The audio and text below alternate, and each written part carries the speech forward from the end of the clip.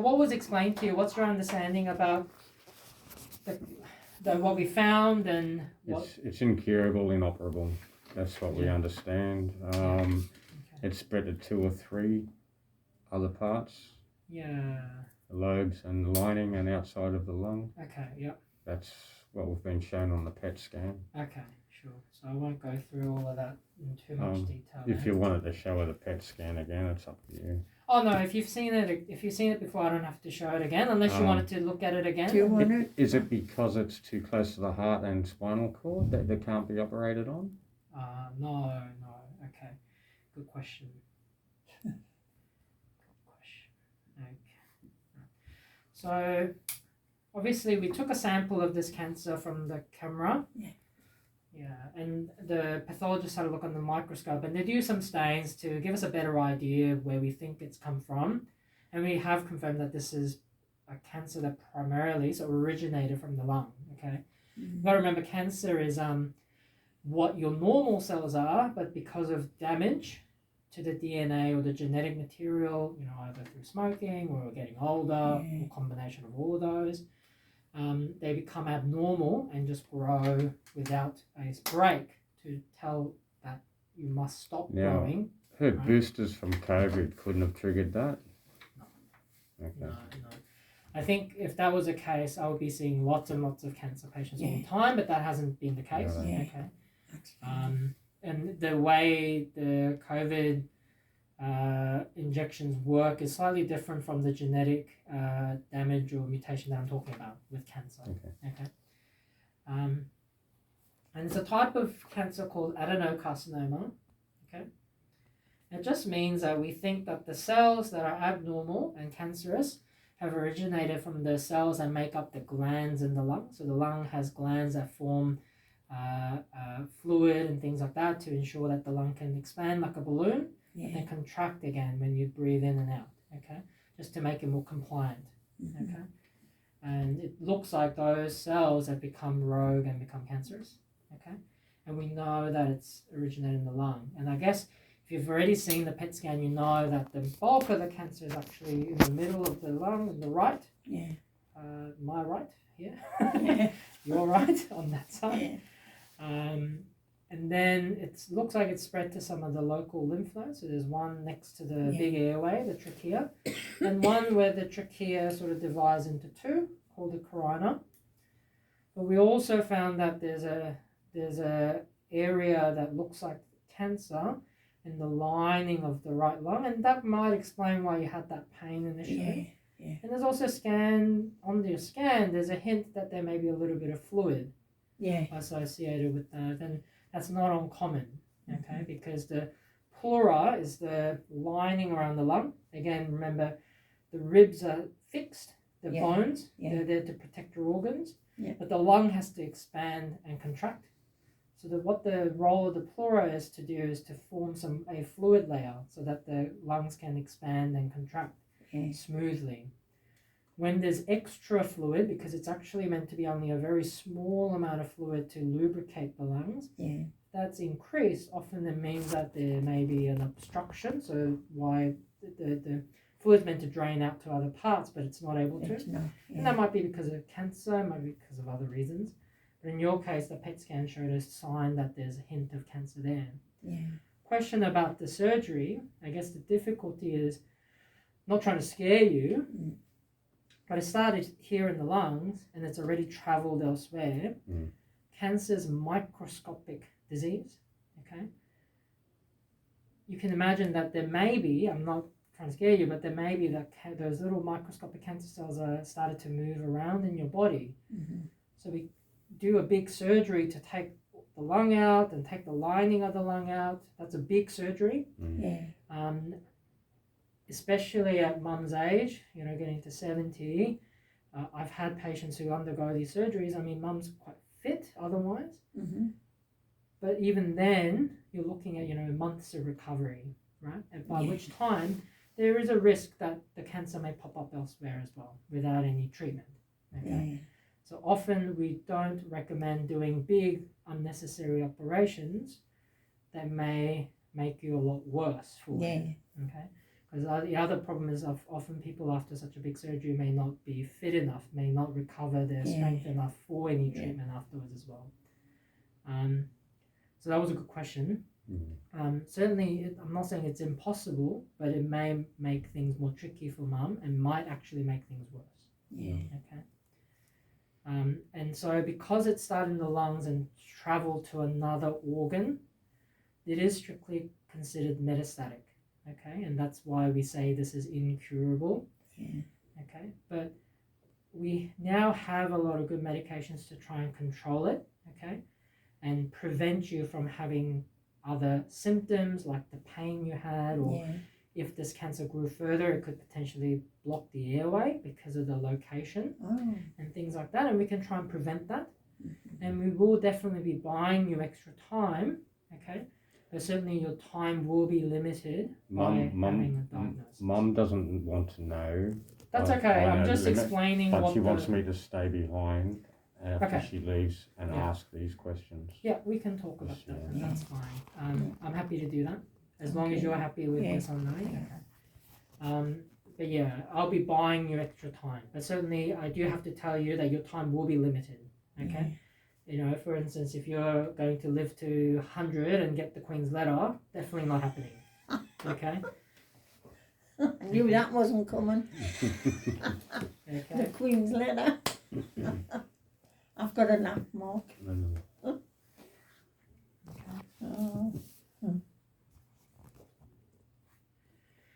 So in terms of the treatment, okay, probably if you met me 10 years ago or more, we just said chemotherapy, okay, and that's still somewhat a backbone of the treatment we do for lung cancer.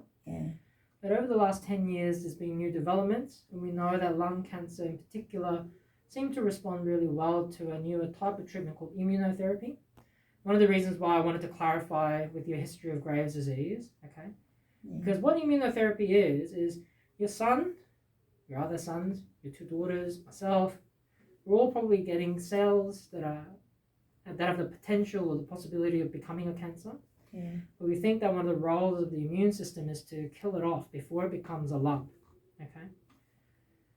We think that the cancers have become a lump because some of them have gotten smarter and have come up with ways to hide from the immune system. And that's certainly the case for lung cancer. That's not the case for every cancer, but we think that it is the case for lung cancer.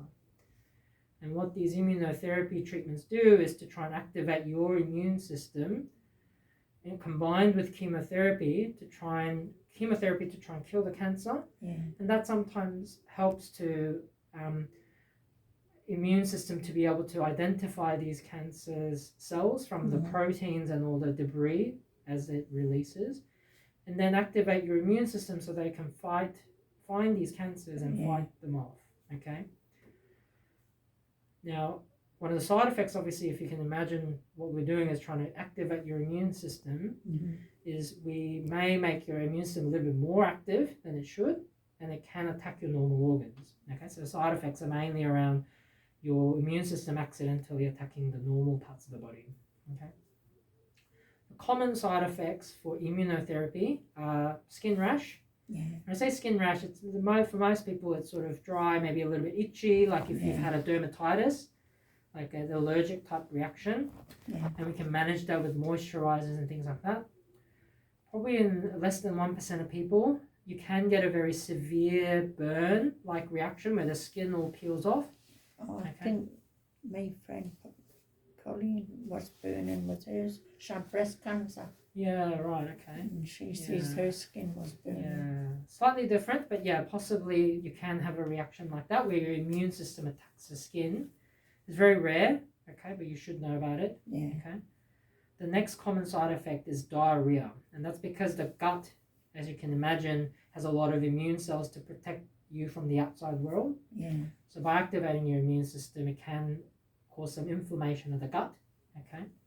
And most people probably get a bit of diarrhea, maybe 2-3 times a day, and we can manage it with tablets. In about 15 to 20% of people, they can get a very severe inflammation of the gut, watery diarrhea just running out of them, and they need to come into hospital for us to try and suppress your immune system. Okay, it's called colitis, It's not common, obviously. As I said, it's only about less than a quarter of people. Yeah. Okay, about 1 in 5 people get it.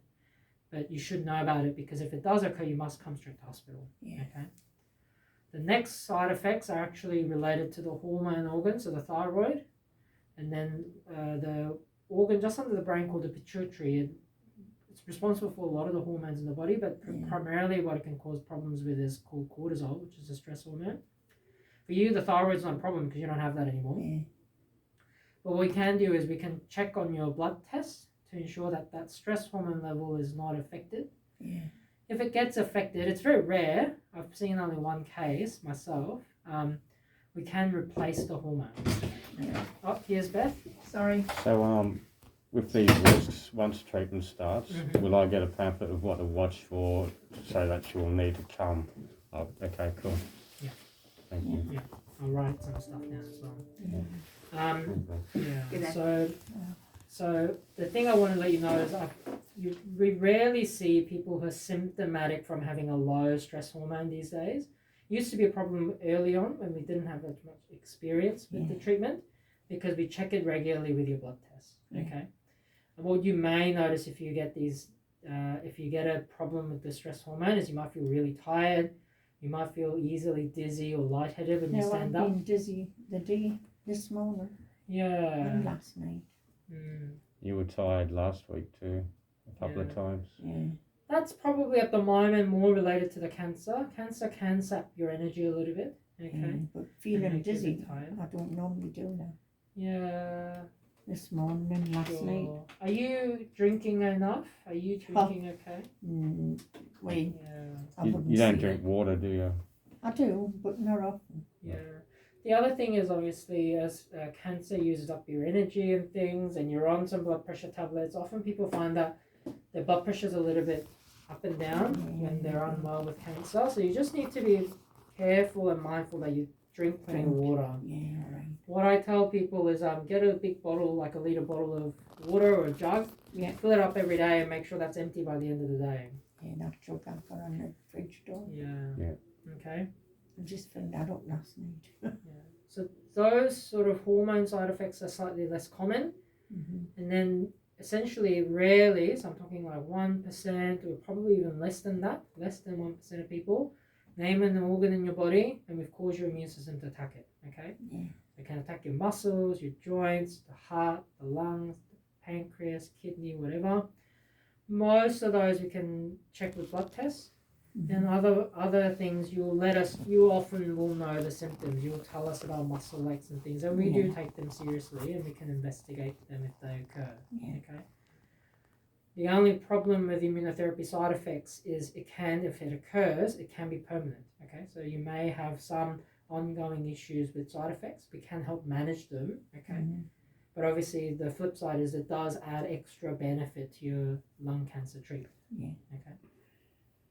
So if she starts and something starts making her feel horrible, can she stop if she chooses to? Yeah. So I was going to get to that as well. Yeah. All of these treatments, if you decide to go ahead, I get your permission to give it, and then you can always withdraw that permission if you don't like it. Okay. In terms of the treatment, there's only really 3 reasons why we stop. Okay. 1, we will do regular scans to keep an eye on your cancer, and we will find that the cancer is not responding to treatment. It's not working. We stop. Okay, we always talk to you about what other options are available at that stage if that does occur. But that's one reason to stop this treatment. Okay. Number 2, you run into one of those severe side effects. You end up in hospital, very unwell. We're probably not going to give you the same treatment. One flip side is if people have had severe immune reactions, we think, and we have data coming out, that people do tend to do well even off treatment for a while because your immune system's already activated. Okay, that's one flip side, but we wouldn't give you the treatment anymore if you ended up in hospital very unwell from side effect. Number 3, you tell us, oh look, doctor, I've had enough. Okay, so they're the only 3 reasons why we would stop treatment. But you're free to tell us that. Okay. The treatment I'm discussing with you also combines chemotherapy. Okay. The type of lung cancer you had, the testing that we've done show that immunotherapy by itself won't work as well, and we need to combine it with chemotherapy, which is what we used before. The chemotherapy is just given for 4 treatments, okay? So the first 4 treatments, you'll get all 3 drugs. So it's 2 chemotherapy drugs and an immunotherapy drug, okay? And then after that, we drop one of the chemotherapy drugs and we continue 1 chemotherapy and the immunotherapy as what we call a maintenance treatment. So what we do is sort of hit the cancer hard early and then try and keep that cancer as control for as long as possible with the 2 drugs, and that's often less toxic and better tolerated. Okay, that's why we do that strategy. Okay. In terms of the chemotherapy, the side effects that I don't know if you know people who have chemotherapy, but side effects that everyone worries about is nausea. Yeah.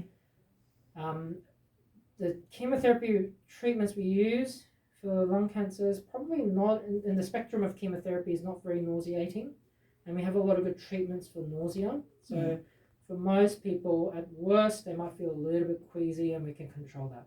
Okay. The thing that we worry about most is actually the immune suppressive effect, and that will probably be less risky once you get over the first 4 treatments. Okay. But during that first 4 treatments, because chemotherapy attacks growing cells in the body, your immune cells that are circulating in your body at the moment that are trying to fight any infection, they need to be replaced with new ones. Okay, the ones currently in your bloodstream die off. Okay, so they're growing cells, so they can sometimes be a bystander that gets affected by chemotherapy. Okay, we keep a close eye on it. Okay, usually my experience is most people don't have that problem. Okay, but if it did occur, what you'll notice that you feel really, really tired. You can expect to have your energy level drop a little bit, but it shouldn't be like, I need to lay in bed, I can't do anything, tired. That does occur. You should check your temperature. If it's 38 or higher, you must call the ambulance and come straight to hospital for us to assess you. Obviously, if you're getting fevers, chills and sweats at home, you must also call the ambulance and come to hospital. Okay. So what period of time for 4 treatments? Right, so the treatment is all given through the drip. It's given every 3 weeks. Okay. For the first 4 treatments, because you're getting 3 drugs, I think it's about 3 hours. Yeah, it takes about 3 hours. I'd probably say about half a day, maybe 4-5 hours, probably, because of all the procedures to get the treatment. As long as I've got a bed to lay on, I'm fine. We've got nice comfy sofas. Yeah, I know. And then for the treatments after that, where the chemotherapy, one of them drops off, it's a bit quicker. I think it's about 1.5 to 2 hours. Okay. In terms of other side effects, some people can get mouth ulcers. Some people can get a little bit of leg swelling. Okay. Like that. From the chemotherapy itself. The main thing that I can definitely guarantee is decrease in your energy level. Okay, so you will feel a little bit more tired, a little bit harder to get the things done. But the people that continue to do the things that they normally do are the ones that have the best chance of fighting that energy effect from the chemo. And then change in taste and smell. You may notice some change in your taste. Okay, but that's expected with any chemotherapy. Okay, and usually those side effects do improve once we get over the first 4 treatments. Okay. Any questions? Not at the moment. Not the questions I want to ask. Okay. Not in front of me. So if we do the consent and all the paperwork today, we'll probably start in a couple of weeks, okay? Because obviously we need to schedule it in amongst everyone who's already having treatment. And then what we do is after the first 4 treatments, we do another scan to ensure that things are going okay. Obviously, if there's any concern that things are getting worse, we do scans earlier. And typically we give sort of 3 to 4 cycles, treatments, 3 months of treatment, and then reassess that the cancer is actually responding to the treatment. And if it is, we continue the treatment for as long as it's working. Okay. No, I have to ask some questions. She doesn't want to hear it. Did you want to step out for a second? Yes.